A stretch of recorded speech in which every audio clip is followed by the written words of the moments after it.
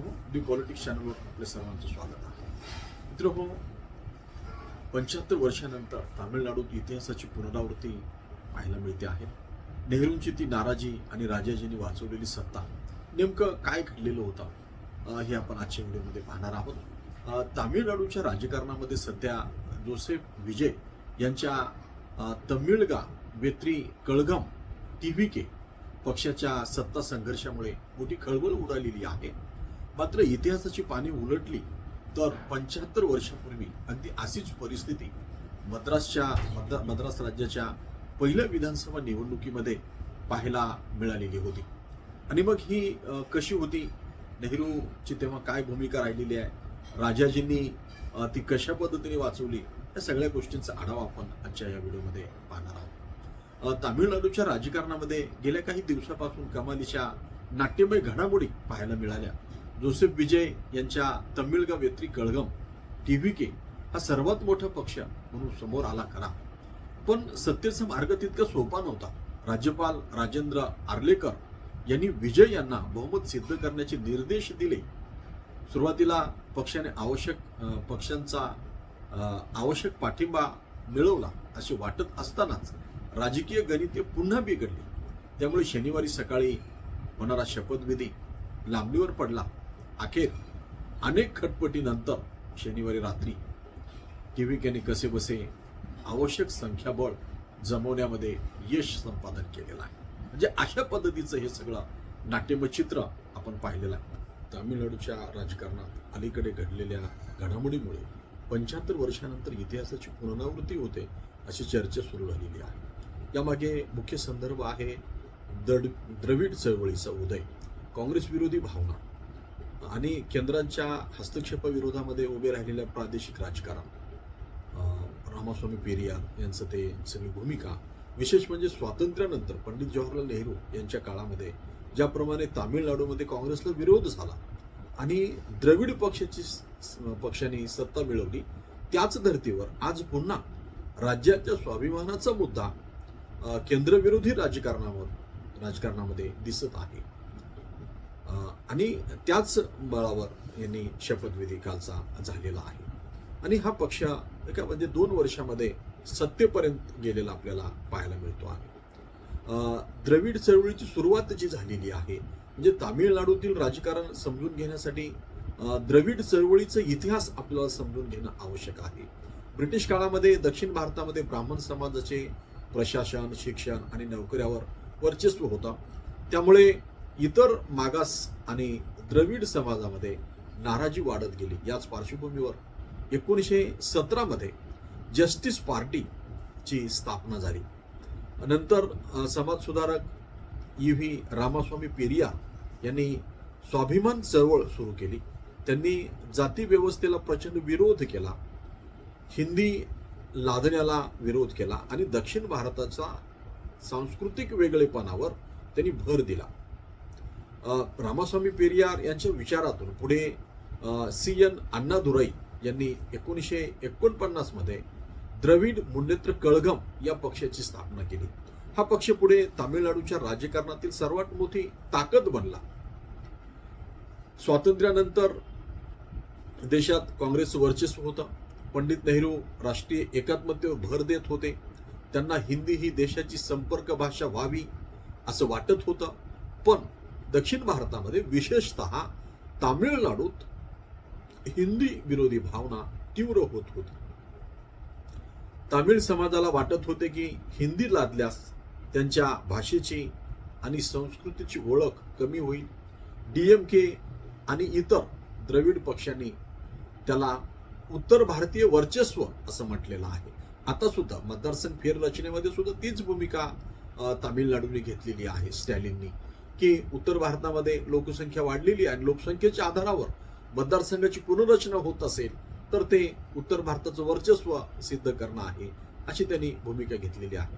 1965 मध्ये केंद्र सरकारने हिंदीला अधिकृत राष्ट्रीय भाषा बनवण्याच्या हालचाली सुरू केल्या. त्या विरोधामध्ये तामिळनाडूत प्रचंड आंदोलन झाले. विद्यार्थी रस्त्यावर उतरले, हिंसक घटना घडल्या आणि अनेकांचा मृत्यू झाला. या आंदोलनामुळे काँग्रेस विरोधी भावना प्रचंड वाढली. नेहरूंच्या काळातच या संघर्षाची बीजे पेरल्या गेली होती, जी जरी मोठे आंदोलन त्यांच्या निधनानंतर झाले तरी ही बीज तेव्हाच पेरल्या गेली. डीएमके ने हा मुद्दा प्रभावीपणे उचलला आणि तामिळ अस्मितेचे नेतृत्व स्वतःकडे घेतले. 1967 मध्ये काँग्रेसचा पराभव झाला आणि इतिहास घडला. 1967 ची विधानसभा निवडणूक तामिळनाडूच्या इतिहासातील टर्निंग पॉइंट ठरली.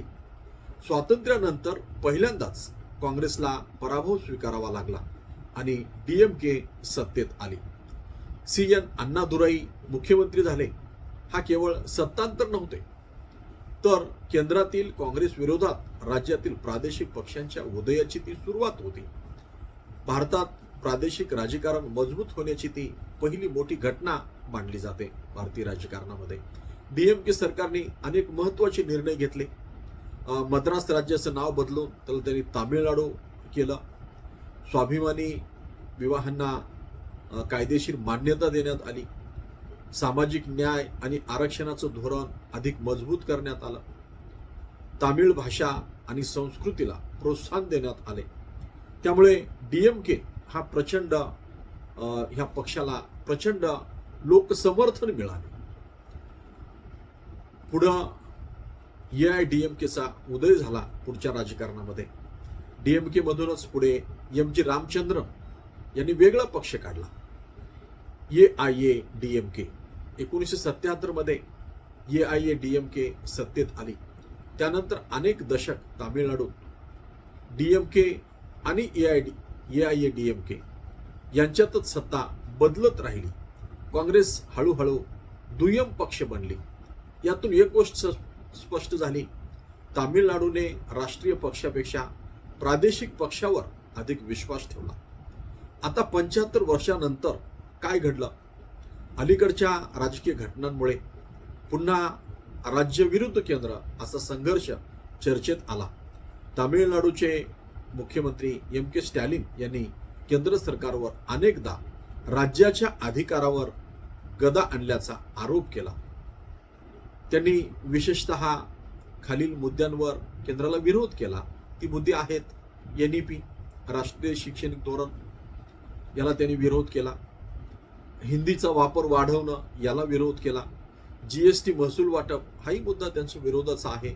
राज्याच्या अधिकारामध्ये हस्तक्षेप, याला विरोध केला आणि राज्यपालाच्या भूमिकेवर प्रश्न उपस्थित केला. आणि सुप्रीम कोर्टामध्ये ती केस चालू. सुप्रीम कोर्टाने सुद्धा निकाल दिला होता की राज्यपालाला अधिक काळ हे पेंडिंग ठेवता येणार नाहीत. 3 महिन्यापेक्षा अधिक काळ जर विधेयक पेंडिंग असेल तर ते आपोआप कायद्यात रूपांतरित होईल. राष्ट्रपतीला सुद्धा 3 महिन्यापेक्षा अधिक काळ एखादं विधेयक लोकप्रतिनिधींचं पेंडिंग ठेवता येत नाही. पण जस्टिस भूषण गवई हे त्यांचं शेवटच्या दिवशी त्यांनी दुसरं जजमेंट दिलं आणि या राज्यपालाच्या आणि सभापतीच्या विधानसभेच्या अधिकारामध्ये आम्हाला हस्तक्षेप करता येत नाही अशी भूमिका घेऊन ते जजमेंट वापस घेतलं. ही बाब वेगळी. पण या मुद्द्यावर जे डीएमकेने पुन्हा राज्याचा स्वाभिमान आणि संघराज्य व्यवस्था याचा मुद्दा पुढे आणलेला आहे. हेच मुद्दे 1950-60च्या दशकामध्ये द्रविड चळवळीच्या केंद्रस्थानी होते. नेहरूंची नाराजी म्हणजे काय? तर नेहरू त्या काळात पंडित नेहरूंना द्रविड चळवळीची भूमिका मान्य नव्हती. विशेषतः वेगळ्या द्रविड स्थानच्या मागणीमुळे ते नाराज झालेले होते. त्यांना भारताच्या अखंडतेला धोका निर्माण होईल अशी भीती वाटत होती. द्रविड स्थान निर्माण झालं तर धोका आहे अशी त्यांना भीती वाटत. डीएमके सुरुवातीला स्वतंत्र द्रविड राष्ट्राची मागणी करत होती, पण नंतर त्यांनी ती भूमिका मवाळ केली आणि राज्याच्या अधिकारावर त्यांनी भर दिला. नेहरूंनी अनेकदा प्रादेशिक आणि भाषिक राजकारणावर टीका केलेली होती, मात्र तामिळनाडू लोकांनी द्रविड पक्षांनाच पाठिंबा दिला. आजही केंद्र विरोधातील भावना वाढली की तामिळनाडूत डीएमकेला राजकीय फायदा होतो. त्यामुळे इतिहासाची पुनरावृत्ती असं म्हटलं जाते. तामिळनाडूची राजकीय वैशिष्ट्ये काय आहेत? तर तामिळनाडूचं राजकारण भारतातील इतर राज्यांपेक्षा वेगळं मानलं जाते, कारण येथे प्रादेशिक पक्षांचं वर्चस्व कायम राहिलेलं आहे. या ठिकाणी भाषा आणि सांस्कृतिक अस्मिता हा मुख्य मुद्दा राहिलेला आहे. सामाजिक न्याय आणि आरक्षणाला या ठिकाणी प्राधान्याने महत्त्व दिलं गेलेलं आहे. हिंदी विरोधी भावना अजूनही राजकीय दृष्ट्या तामिळनाडूमध्ये प्रभावी आहे. केंद्र सरकार विरोधात राज्याच्या अधिकारांचा मुद्दा कायम उपस्थित राहतो. म्हणजे आजच्या राजकारणावर त्याचा परिणाम झालेला आपल्याला पाहायला मिळतो. डीएमकेच्या 75 वर्षाच्या प्रवासाने भारतातील प्रादेशिक राजकारणाला नवी दिशा दिली. आज अनेक राज्यामध्ये प्रादेशिक पक्ष मजबूत आहेत. तेलंगणामध्ये BRS आहे, पश्चिम बंगालमध्ये TMC आहे, तेलुगु देशम पार्टी ममता दीदी पडलेले आहेत आता. पण या ठिकाणी